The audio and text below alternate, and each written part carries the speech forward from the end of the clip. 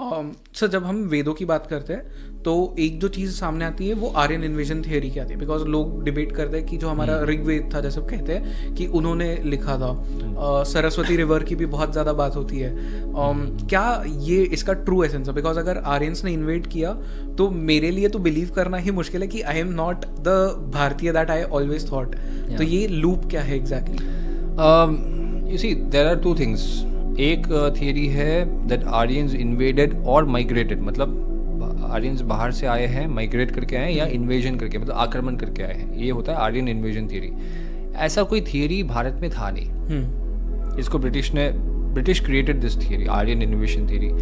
फिर लोगों ने देखा, स्कॉलर्स ने देखा, अरे यार इन्वेजन के एविडेंसेस बहुत कम है, चलो इसको आर्यन माइग्रेशन थियरी कर देते हैं। अभी जो हॉट टॉपिक चलता है, जो मार्केट में बिकता है, वो है आर्यन माइग्रेशन थियरी। मतलब आर्य माइग्रेट होके आए हैं, इन्वेड करके नहीं आए, माइग्रेट करके आए, तो बन गया आर्यन माइग्रेशन थियरी। तो the fact of the matter is, क्या माइग्रेशन के लिए भी एविडेंसेस है? In my understanding it's more created, क्योंकि evidences for out of India, मतलब और एक थियरी है इंडिजिनियस आर्यंस। इंडिजिनियस आर्यंस मतलब भारत के मूल निवासी आर्य बाहर गए थे फिर वापस वही रिटर्न आए। नहीं, भारत के ही हैं। भारत से they are going to different parts, जा रहे हैं, अपने कल्चर को फैला रहे हैं, राइट? तो ये है इंडिजिनियस आर्यन थियरी। इसके ज़्यादा सब्सटैंशियल एविडेंसेस हैं, राइट? तो अभी हम इस पॉइंट क्या, सो द पॉइंट इज कि आर्यन इन्वेजन जो है वो क्यों क्रिएट हुआ ऑन द फर्स्ट कॉन्टेक्स्ट। अगर आप ध्यान से देखो, अंग्रेज चाह रहे थे कि भारत में जितना ज़्यादा हो सके विभाजन हो, जितना ज़्यादा हो सके लोग अपने अंदर लड़े, राइट? तो जैसे हिंदू मुसलमान का वो इशू क्रिएट हुआ, वो तो था बहुत टाइम से, बट उसको बढ़ाया गया, right? And India Pakistan split हो गया। टुडे अगर ये स्प्लिट नहीं होता, इंडिया पाकिस्तान एंड बांग्लादेश, तो एक बहुत ही पावरफुल कंट्री हो सकता था in terms of its size, its resources and what not. Only thing we had to sort out is कैसे डिफरेंट रिलीजन्स के लोग साथ रह सकते हैं, बट अनफॉर्चुनेटली हो नहीं पाया। तो ब्रिटिश दे वर क्लियर कि इस देश को जितना ज़्यादा हो सके विभाजन करके जाएं, बिकॉज स्ट्रॉन्ग कंट्री, जितना strong country which is left behind is a very dangerous country, right? तो जितना ज़्यादा उसके विभाजन करके जाते हैं, तो उस कॉन्टेक्स्ट में they wanted to divide India further, Bharat को और विभाजन करें। कैसे करें? चलो देखते हैं। भारत में रेशियल डिफरेंसेस पॉसिबल है। जैसे आप कश्मीर में जाओ, लोग बहुत गोरे हैं, they are more like coming closer to central Asia, and European touch भी आ सकता है अगर बहुत ही आप स्नोई एरियाज में जाते हो। They are very European type, और maybe central Asian type to be precise. तो यहाँ पे ऐसे टाइप के लोग हैं, फिजिकल फीचर्स ऐसा है। तो साउथ में आप जाओ, they are very dark in colour, right? तो ये क्रिएट किया गया, चलो ये लोग अलग हैं, नॉर्थ के लोग अलग हैं, साउथ के लोग अलग हैं, whereas it's just a matter of melanin. जितना ज़्यादा धूप लगता है, व्यक्ति वहाँ पे काला हो जाता है, नहीं लगता है गोरा हो जाता है, as simple as that. But इस चीज़ को उन्होंने एक रेशियल पर्सपेक्टिव दिया कि ये अलग रेस है, ये अलग रेस है। तो अभी रेशियल डिफरेंसेस जब क्रिएट हो गया, तो कितना एक बहुत बड़ा पॉइंट क्रिएट हो गया। और पूरा जो साउथ इंडिया का, स्पेसिफिकली तमिलनाडु का जो पूरा पॉलिटिक्स है, इसी पे चलता है कि हम अलग रेस हैं, आर्य अलग रेस है। इसीलिए आप देखो, आज भी तमिलनाडु में हिंदी को बहुत नफरत करते हैं। मतलब ऐसा नहीं कि हर कोई करता है, जो पॉलिटिकल क्लास है, मेजॉरिटी स्टेट जो है, आप हिंदी में बात करो तो they are not that comfortable, right? They are very proud of their languages, which is very good, क्योंकि मैं भी तमिल बात करता हूँ, and I am also very proud to speak that language. And मैं majority of my life I have lived in that state. It's a very beautiful state, very beautiful culture.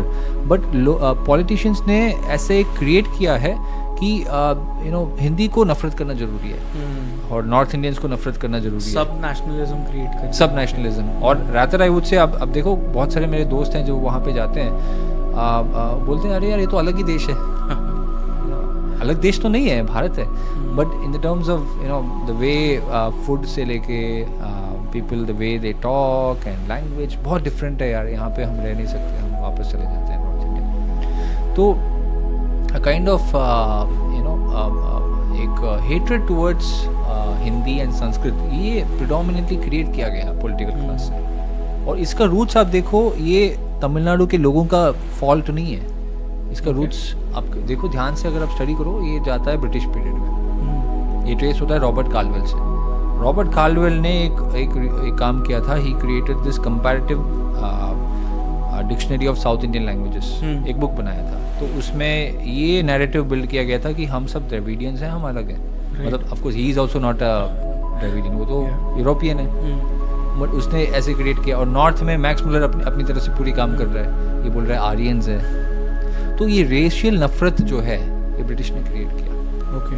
वैराज हम सबको एक दूसरे के साथ प्यार मोहब्बत के साथ एक ही आइडेंटिटी के साथ हम सब it's unity in diversity, right. भारतीय का एक एक यूनिक फ्लेवर, एक एक जगह पे यूनिक फ्लेवर एंड कल्चर है. तो बट उस यूनिकनेस को ख़त्म करके इन सबको एक रेस में और इन सबको एक रेस में हम लेके आ जाते हैं. और ऐसे अगर हो जाएगा इवेंचुअली ये अपने अंदर लड़ाई करेंगे और ये देश टूटेगा. राइट. तो ये बैकग्राउंड है आर्यन इन्वेशन थियरी का. अगर आप एकेडमिकली इसके हिस्ट्री को ट्रेस करोगे ऐसे आता है.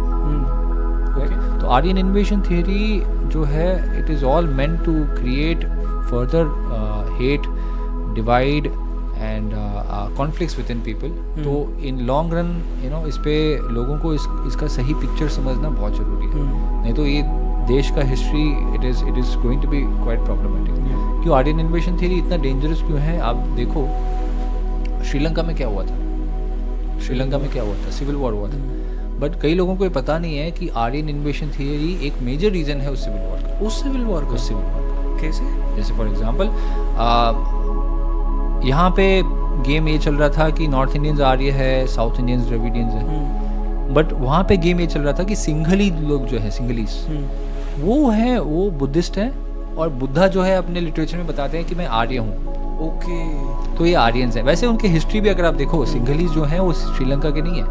Sinhalese they have come from Bengal, Orissa, Bengal उस रीजन के, ईस्ट इंडिया के हैं वो लोग बेसिकली. विजय नाम का एक प्रिंस था जो 600 अपने फॉलोअर्स को लेके आता है और सेटल होता है श्रीलंका में. और वहाँ के लोगों के साथ इंटरमिंगलिंग, इंटरमैरिज करके वो क्रिएट करता है. बोलता है कि मैं नया रेस क्रिएट कर रहा हूँ. It is called as the Sinhala race. Okay. तो वहाँ से क्रिएट होता है. तमिल लोग तो पहले से ही हैं वहाँ पे. तो यहाँ पे सिंघला रेस क्रिएट हो गया. यहाँ पे तमिल लोग ऑलरेडी हैं. तो ये बोलते हैं कि ये दे केम फ्रॉम इंडिया, सिंघलीज. सो ये लोग आर्य हैं बिकॉज इनके रिलीजन जो है बुद्धिज्म है वो आर्य रिलीजन है. तो they are Aryans. And Tamil लोग जो है वो द्रविडियंस हैं, आर्य द्रविडियन. तो अगर आप ध्यान से देखो ये जो स्ट्रॉन्ग नफरत जो है, राइट, वो कहीं ना कहीं ब्रिटिश ने उसको एक्सप्लॉइट किया. और आर्यन इन्वेशन थियरी कहीं ना कहीं उस पर एक मेजर रोल था कि लोग वो रेशियल नफरत जो है, रेशियल डिफरेंसेस वगैरह. वैसे ऐसा everything is not green before the British also. क्योंकि अगर आप देखोगे श्रीलंका का हिस्ट्री जो है it is full of wars between Sinhalese and Tamils, right. अगर आप देखोगे महावंश, राइट, महाभारत जो है भारत का इतिहास है, भारत का हिस्ट्री डिस्क्राइब करता है. महावंश जो है it describes of the greater वंशा ऑफ सिंघलीज. तो उसमें आप स्टडी करोगे पूरा यही है कि तमिल लोगों को हमने ऐसे फाइट किया, कभी वो जीत गए, कभी हम जीत गए. तो ये पूरा हिस्ट्री महावंश का यही चल रहा है. Conflict with the Tamils majority way, right. कैसे Sinhalese are dominating and winning back. But ये जो ऑलरेडी एक्सिस्टिंग प्रॉब्लम है, फॉल्ट लाइंस है, इसको अच्छी तरह से एक्सपैंड किया गया था. और आज नतीजा आप देखो, लाखों लोग, 3-4 लाख लोग मारे गए. कैसे? क्योंकि मैं रहा हूँ वहाँ पे 3-4 साल, मुझे पता है वहाँ पर ग्राउंड रियलिटी कितना सारा सफरिंग, कितने लोगों को अननेसेसरी लोगों को मारे जाना, बच्चे मारे जाना. मेजॉरिटी सफरिंग तो तमिल लोगों की हुआ था. और अभी सबको हो रहा है. जैसे इकोनॉमी इतना हालत ख़राब हो गया है, अभी तो हर कोई सफ़र कर रहा है कि अगर वो वॉर नहीं होता, 30 साल का जो सिविल वॉर नहीं होता, आज देश बहुत प्रगति में होता. नहीं हो पा रहा है because they used all the resources, so much they used in this war कि आज देखो उस कंट्री का हाल क्या है. तो इसीलिए बहुत इंपॉर्टेंट है कि आर्यन इन्वेशन थियरी को सही पर्सपेक्टिव में देखना.